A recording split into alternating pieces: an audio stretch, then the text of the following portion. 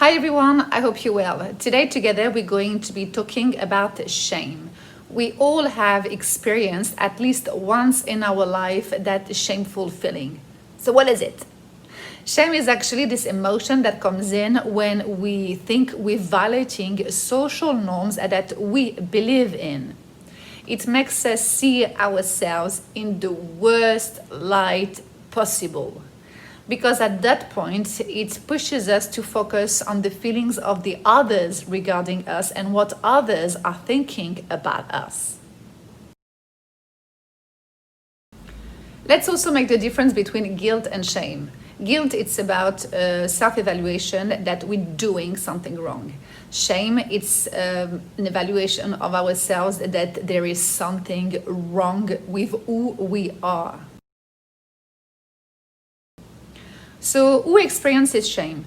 Absolutely everyone, men, women at any age. And it's important to also mention that not everybody experiencing shame at the same level, and the ones that are more prone to shame are going to be adolescents, teenagers. And why? Because adolescents are still working on their identity as young adults.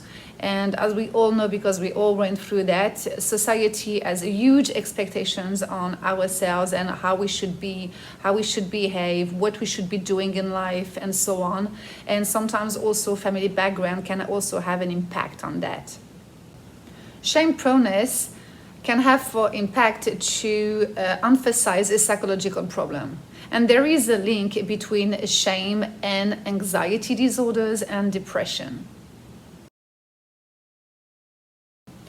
This is why shame can also become extremely toxic, as it can lead to like a stronger depression, rage, narcissism, and worst case scenario, suicide.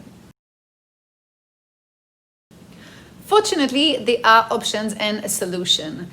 There's mindfulness and self-care techniques, cognitive therapy, and right now I'm going to share with you what has been working really well for myself. I went into the bathroom, looked at myself in the mirror, and I said, Stephanie, you're like this.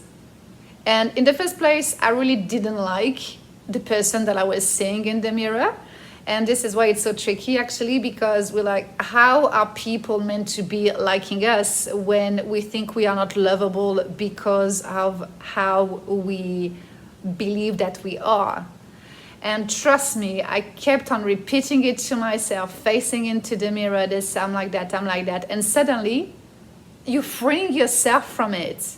It's really freeing and liberating. By allowing that emotion to come in, but not to stay, suddenly it goes away.